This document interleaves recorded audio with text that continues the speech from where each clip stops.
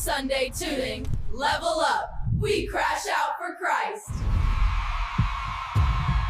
As black, from Abraham. To the second plague, it started with a promise. God told Abram he'd be the father of many nations. Even when he and Sarah were old, God still kept his word. They had Isaac.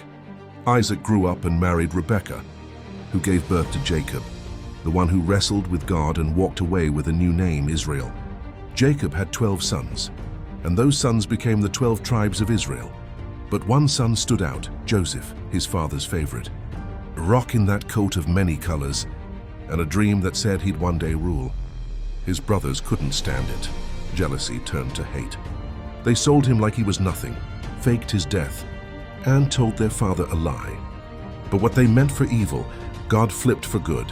Joseph went from the pit to Potiphar's house, from a slave to a leader, lied on by Potiphar's wife, thrown into prison, then forgotten again. But even in the dark, favor found him, because when God's hand is on you, no cage can hold your calling.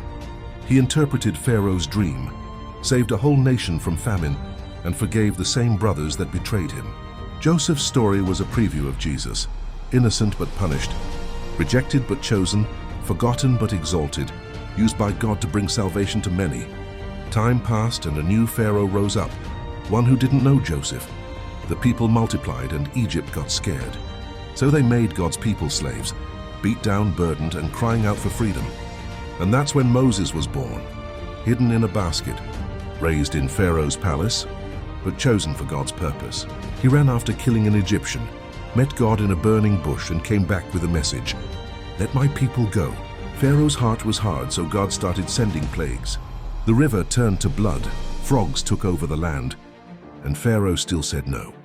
But God was just getting started, because when he calls you out, nothing can keep you in. Every Sunday, level up faith and fun.